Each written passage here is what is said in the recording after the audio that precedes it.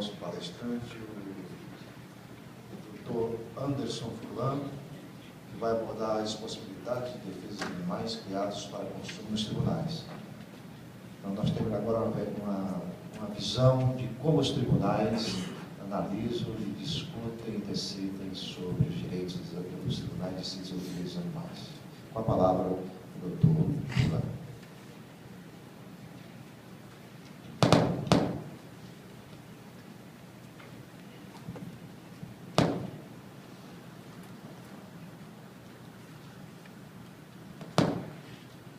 Muito boa tarde a todos. Gostaria de agradecer esse convite feito pela Sociedade Vegetariana Brasileira. É uma honra muito grande poder estar aqui com vocês hoje. Quero agradecer à OAB por essa calorosa acolhida, a sessão da sua casa, para que possamos fazer algumas reflexões sobre esse tema, ao meu ver, tão importante para a sociedade brasileira. A OAB sempre esteve e está presente nos principais acontecimentos na vida republicana brasileira. Eu tenho certeza que no momento certo ela também estará ao lado dessa causa que reputo que é uma causa muito importante, é uma causa que diz respeito à essência não só de cada cidadão em particular, mas também do Estado brasileiro, que já foi dito certa vez que um país ele deve ser julgado pela forma como ele trata não só os seus habitantes, mas também os seus animais. E complementando, indo um pouco mais além, foi Carl Sagan que disse que certamente daqui a alguns milhares de anos, quando formos julgados pelas gerações futuras, essa nossa geração, que já está aqui na Terra há alguns milhares de anos, a civilização começou há uns 10 mil anos, certamente será objeto de vergonha para todas as gerações posteriores, justamente pela forma pela qual tratamos os demais seres vivos do planeta.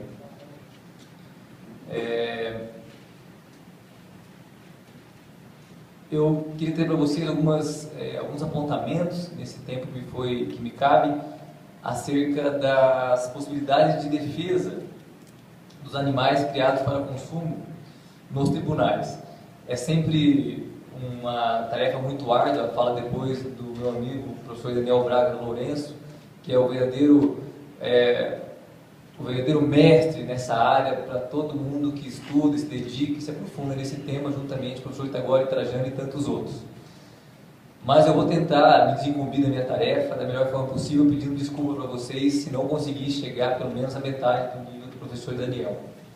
O que eu quero tratar com vocês é sobre as possibilidades de defesa dos animais criados para consumo nos tribunais, mas não apenas os animais para consumo, também os animais em geral.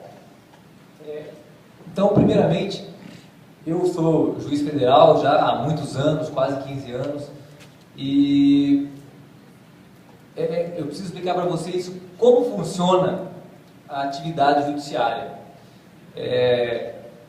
O juiz, ele parte do pressuposto que toda lei deve ser interpretada. Então existe um dogma no direito que não existe lei senão uma lei interpretada. Toda lei, para ter alguma validade, ela deve ser interpretada. Mesmo aquelas leis mais simples, ou aquelas normas mais simples, como Brasília é a capital federal.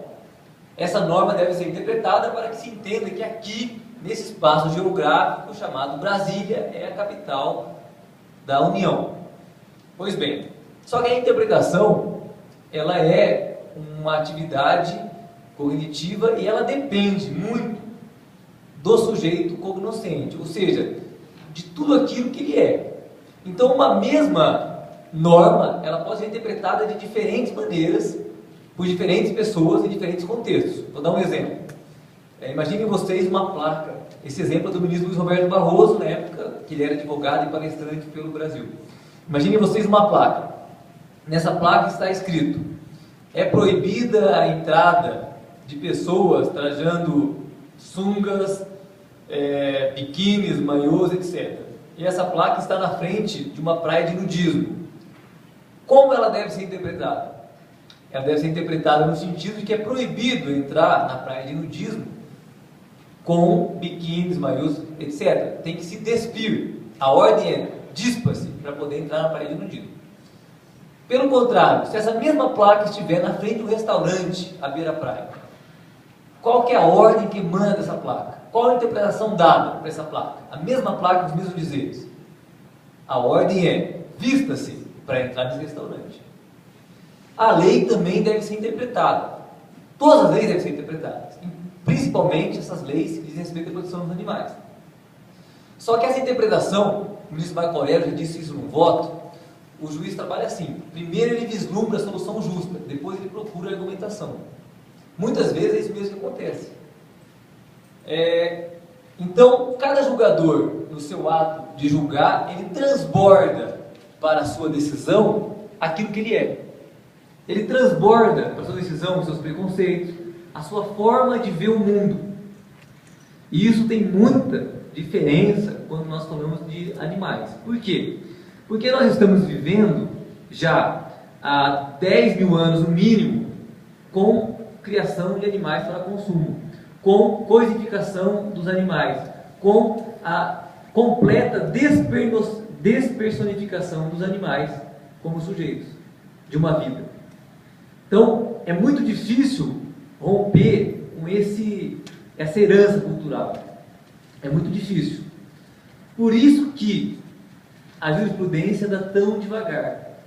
Porque os juízes que nasceram nessa sociedade, são frutos dessa sociedade, são criadas sob o influxo daquelas propagandas que o professor Daniel colocou aqui agora. Desde criança, desde bebês, são acostumados com o cheiro da carne, com o gosto do leite, com as propagandas enganosas, com a descaracterização dos animais como seres vivos. Eles vão ao mercado e veem aquela embalagem de carne da Sadia, com um franguinho fazendo o sinal de positivo, e acha que comer aquilo está tudo bem. Ele vê a propaganda da Friboi com um bozinho todo sorridente e acha que é tudo normal, como se aquele pedaço de carne fosse como a embalagem dos Cheetos. Ou seja, aliena completamente a pessoa desde que nasce. O julgador nasce nesse contexto, é muito difícil ele se libertar depois. Então nós temos aquela classificação do Tom Reagan entre os damascenos, os vincianos e os convertidos. Então os poucos que conseguem chegar nessa fase, eles são ou convertidos ou damascenos, porque eles nascem com uma estrutura que os obrigam a pensar de uma determinada maneira. E chegamos então, quando o julgador se depara diante de um problema envolvendo animais, com a sua predisposição em colocar as suas preferências pessoais, o seu modo de ver o mundo na sua decisão. Por isso que nós vemos tantas decisões discrepantes envolvendo os mais variados assuntos. Dou um exemplo típico: rodeios. Então, em alguns casos, há decisões entendendo que as esporas, o SEDEM e tantos outros mecanismos infligem sofrimento, crueldade aos animais. Mas há outros julgadores que entendem que não, que os animais não sofrem com aquilo. Mas como não sofrem? Na verdade, eles foram levados àquela conclusão porque cresceu achando que aquilo era normal. E aí chegamos naquela situação do bom senso, que já dizia o filósofo, é algo o mais bem distribuído no mundo, porque todo mundo acha que tem o suficiente e ninguém nunca precisa mais do que o necessário. Com o julgador é a mesma coisa, ele acha que tem bom senso, que ele entende o mundo da maneira mais correta possível, apesar de não conseguir muitas vezes perceber que nasceu e foi criado sob uma estrutura que o leva àquela situação. Então, a evolução da jurisprudência envolvendo os animais, ela depende, primeiro, da evolução legislativa e depois da evolução da própria mentalidade dos magistrados.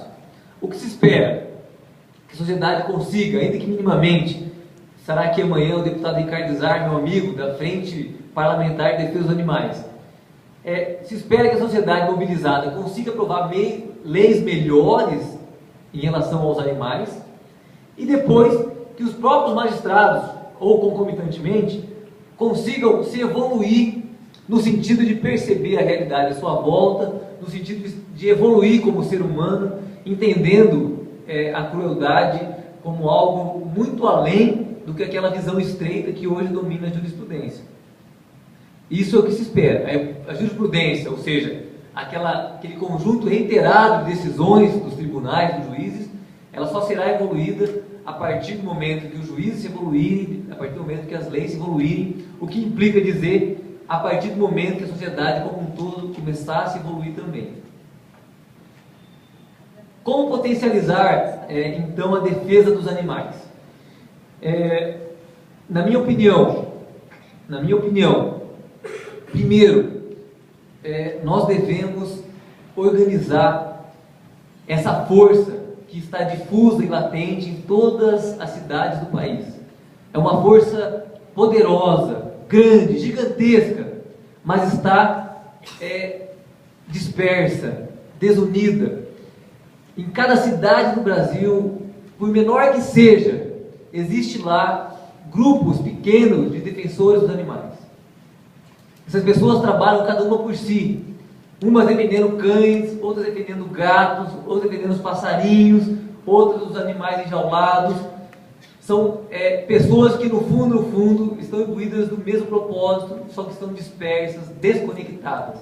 O que é preciso fazer? É preciso que se crie uma organização que consiga se espraiar por todas as cidades, por todos os estados, unificando essa força, dando uma identidade para que essa força consiga se locomover em direção a um bem comum, que é a conscientização das pessoas.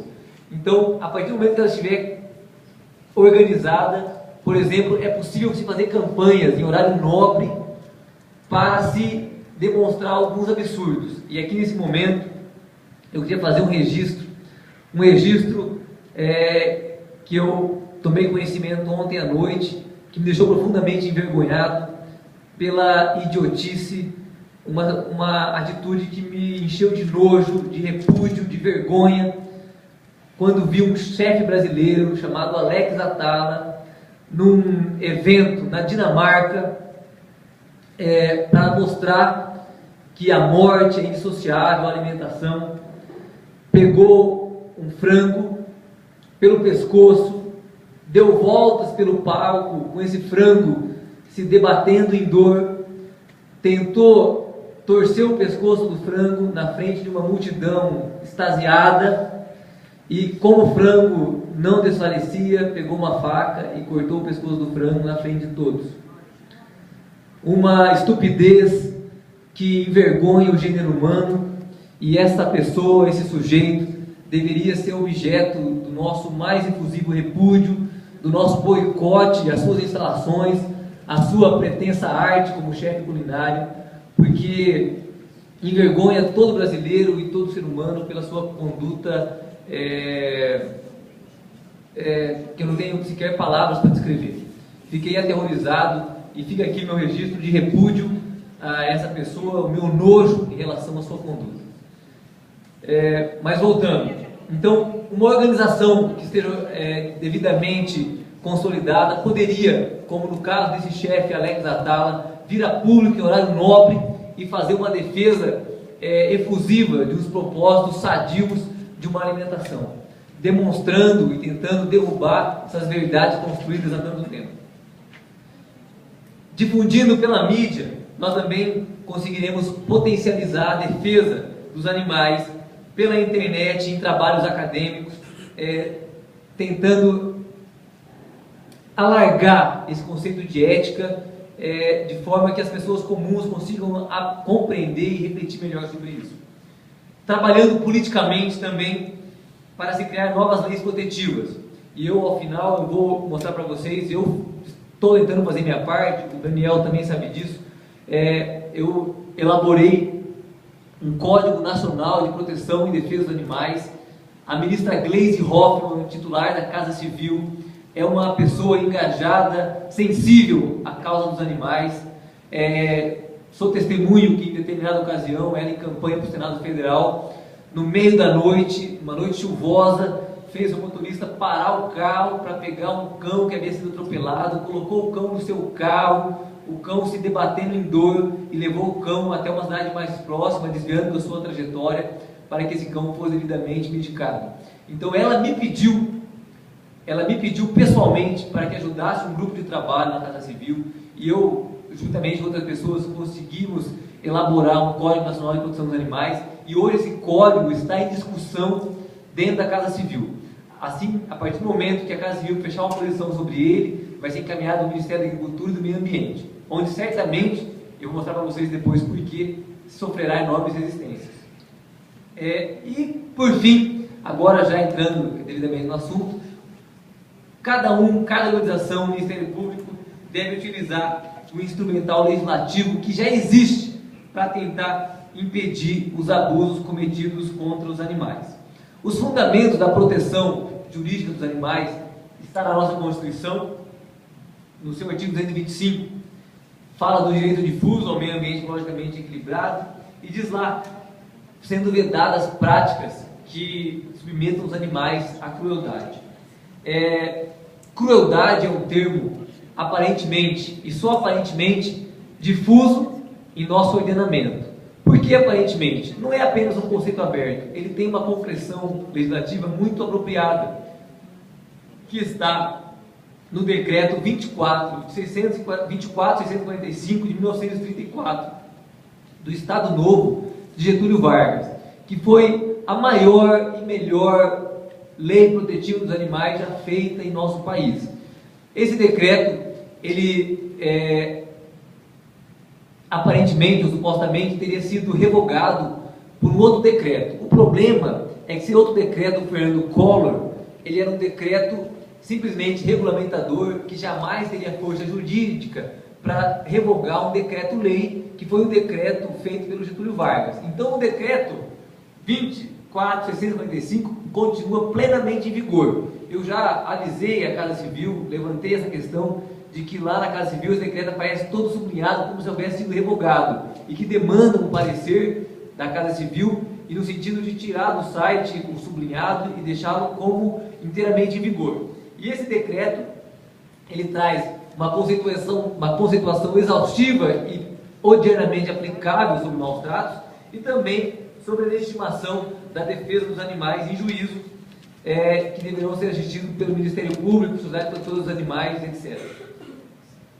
Nós temos também a Lei das Contravenções Penais, o Decreto 3.688 de 41, que trata lá da crueldade, ou submeter o animal a trabalho excessivo.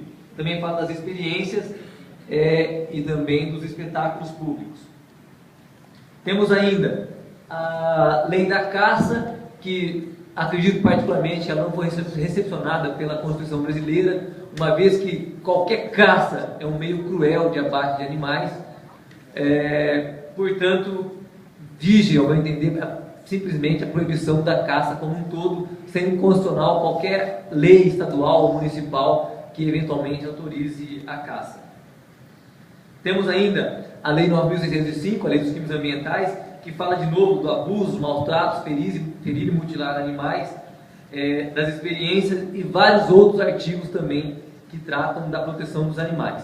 O novo Código Penal, eu dei uma palestra faz pouco tempo sobre esse tema, as alterações estão sendo votadas no novo Código Penal. E causa espécie a muita gente o fato de que molestar baleias ou abandonar animais tem uma pena muito superior, por exemplo, a abandonar seres humanos. E aí as pessoas me perguntam se seria isso injusto ou justo. A resposta que eu tenho para isso é o seguinte: hoje em dia, o abandono de seres humanos é muito pequeno, né? Um ou outro que exista são fartamente divulgados pela imprensa, existem filas enormes de adoção, de modo que a conduta social reprovável ela é praticamente inexistente. São muito poucos os casos que existem hoje sobre isso.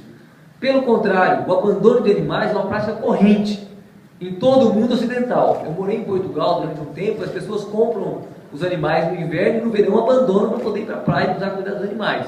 No Brasil, muitos animais são abandonados. Isso é uma prática corriqueira, é uma regra. Nasce filhotes indesejados de animais e eles colocam na rua, no bueiro, enfim. Por isso que talvez o legislador tenha sido sábio a esse ponto de tentar dissuadir essa conduta, elevando a pena para que essa prática não mais aconteça. Os legitimados a defender os animais, né? Então nós temos no Brasil o Ministério Público, que pode promover ações civis públicas, ações penais em defesa dos animais. Nós temos a Associação de Protetores dos Animais, que pode promover ações coletivas em defesa dos animais, desde que possuem seus estatutos essa previsão. Uma questão importante: a lei da ação civil pública autoriza que meros órgãos tenham legitimidade, apesar de despersonalizados, possam titularizar ações civis públicas em defesa dos animais. Então, uma Secretaria Protetora dos Animais pode entrar com ação civil pública em defesa dos animais, ainda que contra outro ente da federação. E o cidadão também tem um papel muito importante na defesa dos animais, porque ele pode, além da ação popular, pretendendo a defesa do meio ambiente ecologicamente equilibrado, num contexto normativo onde se pode incluir a proteção dos animais, pode entrar com habeas corpus, apesar de a jurisprudência ainda ser tímida em relação a esse ponto, como o próprio professor Daniel sabe disso, pode fazer requerimentos às entidades de decisão direta, indireta e também ao Ministério Público, notícia crimes e principalmente denúncias anônimas ao Ministério Público e à Polícia, que ontem mesmo o Supremo Tribunal Federal julgou um caso de denúncia anônima, dizendo que era um instrumento perfeitamente legítimo no Estado Democrático Brasileiro para coibir a prática de crimes e promover a persecução penal. Então o cidadão pode e deve fazer denúncias anônimas. Eu já fiz, várias pessoas já fizeram em relação a animais silvestres engarolados, maus-tratos, etc. Sobre a posição dos tribunais. Então nós temos presidentes importantes do Supremo Tribunal Federal, por exemplo, aquele que julgou sobre a farra do boi, que diz que práticas culturais não podem sobrepor ao direito dos animais a não serem tratados com crueldade. Nós temos ainda um precedente do Supremo contra as rinhas de gado, que julgou inconstitucional uma lei do Rio de Janeiro que autorizava essas rinhas. Nós temos ainda vários precedentes de tribunais. Temos precedentes bons e precedentes ruins. Coloquei aqui para começo de conversa um precedente ruim. O precedente terreno da segunda região, Rio de Janeiro, Espírito Santo, onde a desembargadora federal Nizete do Carmo, em 2013, esse ano, há poucos meses, tomou uma decisão em que, dentre outros aspectos, era questionada nessa decisão, inclusive, o cerceamento de defesa da entidade protetora dos animais.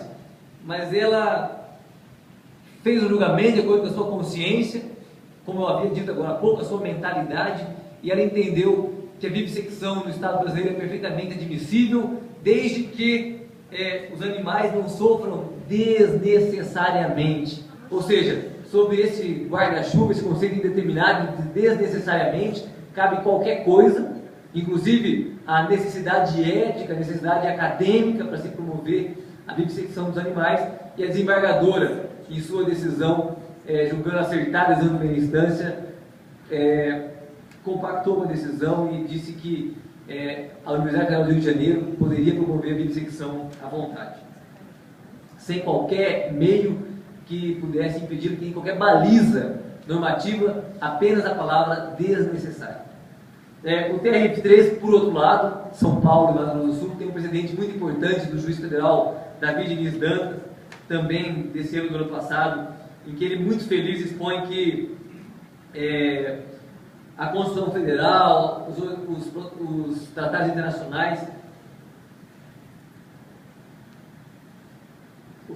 internacionais, eles dizem que os seres vivos são elementos que compõem o planeta, a Terra é um organismo vivo, e que a nossa dignidade em relação aos tratamentos dos seres humanos diz respeito à própria essência de nós mesmos como seres humanos. Isso é direito fundamental das pessoas, que os animais sejam tratados com dignidade. Então, é um precedente muito importante que merece ser citado. Tem ainda da primeira região, Selene Maria de Almeida, num caso que é importantíssimo também, onde foi flagrado um cativeiro enorme com vários pássaros presos, e além das consequências penais, foram condenados os responsáveis, eram vários responsáveis, ao dano moral coletivo. Então, além da questão penal, ela entendeu que a sociedade merecia ser indenizada moralmente por aqueles seres humanos que desviaram do seu comportamento infligiram um dano à sociedade, tratando com desumanidade, com indignidade, centenas, milhares de pássaros que estavam sendo presos para serem comercializados e traficados. Então foi um precedente muito feliz do ano de 2012. No TRF da 4ª Região, onde eu jurisdiciono, o desembargador federal Márcio Antônio Rocha também foi muito feliz, e ele votou contrariamente ao relator, e aí o voto dele foi vencedor, dizendo que, em um caso envolvendo animais de circo, que o termo de crueldade tem que ser repensada, e crueldade hoje em dia não é tratamento cruel, mas é o tratamento inadequado. Percebam vocês a evolução legislativa. Crueldade como um tratamento inadequado, que dá mais dignidade ao outro ser vivo. Então ele ser encarcerado inadequadamente, ele ser alimentado inadequadamente, ele ser de diversas formas tratado de forma inadequada, isso configura crueldade para efeito de incidência da lei. E um dos mais importantes precedentes do sistema judiciário brasileiro, o precedente do ministro Humberto Martins, onde ele, muito feliz, ele resumidamente, ele diz, eu não vou ler todo o precedente para vocês, ele diz que a principal questão de fundo na lei que protege os animais, na lei que outorga a nós, seres humanos, o direito difuso à proteção dos animais, não é o fato dos animais serem seres diferentes de nós, mas é o fato dos animais serem sencientes, seres que possam sentir dor. E a partir dessa interpretação, levando os animais, ou entendendo os animais como seres que sentem dor, que sofrem, têm estresse, o ministro Humberto Gomes Martins proferiu um voto no Superior Tribunal de Justiça que deveria orientar a jurisprudência brasileira no sentido de que os animais são objetos de uma maior consideração, um meio caminho andado em relação ao outorga de direito aos animais. E eu, agora, para finalizar, eu também sou partidário da escola de Steve Wise, e se estudando a humanidade como um todo, mesmo o caso da escravidão, eu percebo e entendo que nenhuma avanço se faz de maneira radical. Eu sou favorável à abolição total dos animais como objetos de utilidade dos seres humanos, mas eu sei que isso não seria factível, ainda mais numa sociedade onde 92% das pesquisas são favoráveis ao consumo e à exploração dos animais, 92%. Eu entendo que nós devemos seguir aos passos, nós devemos conseguir avançar nesse ponto, primeiramente melhorando a situação deles como um todo e posteriormente outorgando direito aos animais propriamente ditos. Não existe razão hoje mais para que alguns animais, por exemplo os chimpanzés, que partilham conosco 98% da carga genética, que têm preferências, têm todas as emoções comuns aos seres humanos, que eles tenham, com licença professor, posso pegar essa folha?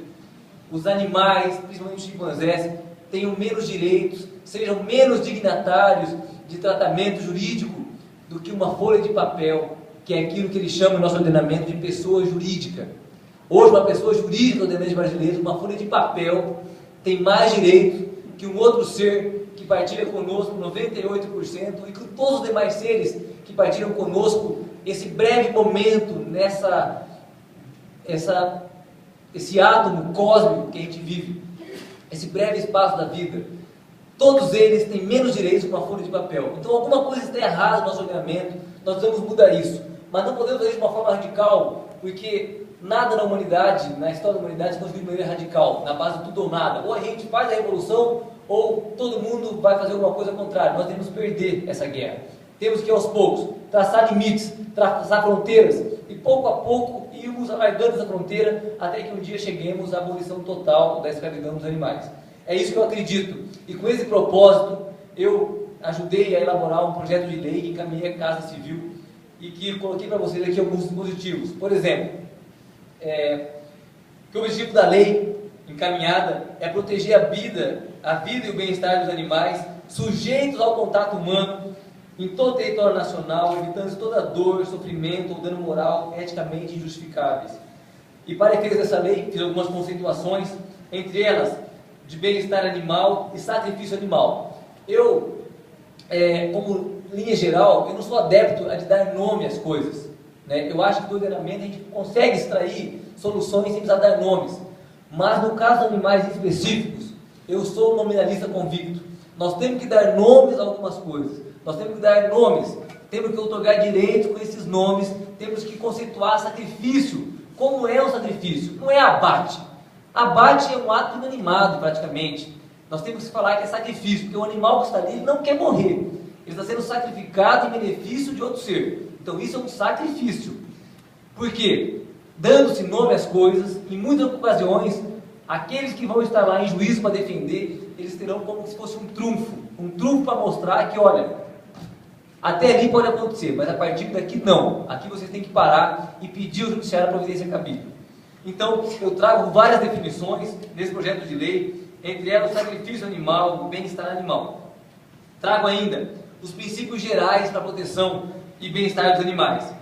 Por exemplo, e ali é quase que uma, como eu posso dizer assim, uma técnica legislativa, de acordo com palavras enviesadas, outorgando aos animais, ainda que de forma truncada, para que a jurisprudência depois consiga interpretar e outorgar aos direitos dos animais. Dando, por exemplo, ao povo brasileiro um direito difuso à proteção dos animais, o que os animais têm direitos e interesses coletivos diferentes dos seres humanos, que nenhuma liberdade ou prática religiosa sobrepõe ao direito difuso do povo brasileiro à proteção ou bem-estar dos animais. Isso, inclusive, aquela calamidade pública que é o candomblé e seu sacrifício aos animais, e aquela calamidade pública também, que é o corte kosher dos judeus e o corte destinado aos muçulmanos, né? Eu até tenho um artigo escrito e não publicado, do corte kosher, fazendo uma analogia com o mercador de Veneza, porque é um completo absurdo que os judeus fazem, né? A Bíblia, se for interpretar o Gênesis de acordo, ele é muito claro ao dizer, desde quando Deus fala diretamente com Adão, que Adão deve comer apenas os vegetais do Éden, e depois do dilúvio, quando Noé diz claramente, vocês só podem comer da carne que não tenha sangue, que está em conformidade com o Novo Testamento, quando Jesus faz a distribuição dos peixes. E o que os judeus fizeram? Um verdadeiro malabarismo, uma acrobacia exegética para satisfazer seu paladar e fazer o quê? Cortar a garganta do animal, tirar seu sangue para poder comer a sua carne. Em completo absurdo e desobediência ao Velho Testamento, que é o livro que eles reputam como sagrado. Então, resumidamente, seriam vários tópicos que eu teria para tratar com vocês. Espero que essa lei seja objeto de uma profunda discussão pela sociedade e que, enfim, consigamos avançar nesse ponto. E para terminar, eu queria trazer aqui um poema para vocês e que vocês refletissem muito sobre ele. Eu acho que nunca foi dito nada sobre essa música, mas é música que foi feita por uma pessoa que era vegetariana convicta, um frugívoro, uma pessoa que respeitava todos os seres vivos do planeta, que tinha uma vida em relação aos animais, podemos dizer em termos católicos, santa. E essa pessoa, com muita felicidade, apesar de nunca ter dito isso abertamente, escreveu uma música, e essa música, tenho certeza no meu íntimo, que ela foi destinada a nós, protetores dos animais, e a todas as pessoas que sofrem calada diante dos abusos cometidos. Eu vou dizer para vocês, vocês certamente vão se lembrar dessa música. E esse compositor, ele diz o seguinte: parece cocaína, mas é só tristeza. Talvez a tua cidade. Muitos temores nascem do cansaço e da solidão, descompasso e o desperdício. Solidão de quem? Desperdício do quê? Herdeiros são agora da virtude que perdemos dos antigos. Tua tristeza, nos olhos de cada pessoa que comete as maldades, é tão exata, e hoje o dia é tão bonito. Já estamos acostumados a não termos mais nem isso. Os sonhos vêm e os sonhos vão, e o resto, a nossa sociedade, é imperfeita. Dissestes que se tua voz tivesse força igual à imensa dor que sente, teu grito acordaria não só a tua casa, mas a vizinhança inteira, que é aquilo que nós devemos nos organizar esse grito, para que ele alcance todas as casas, todas as pessoas. E há tempos, nem os santos têm ao certo a medida da maldade, exceto São Francisco de Assis. E que bem-aventurança temos um Papa católico com esse nome. E há tempos são os jovens, as crianças alienadas, que adoecem pelo seu consumo inadequado. E há tempos o encanto está ausente e a ferrugem nos sorrisos, que só o acaso estende os braços a quem procura abrigo e proteção. Meu amor, a disciplina é liberdade, a compaixão com os outros seres vivos é fortaleza. Ter bondade com os outros é ter coragem de enfrentar essa realidade. Lá em casa tem um poço, mas a água é muito limpa. Essa é a mensagem que eu queria passar para vocês. Muito obrigado.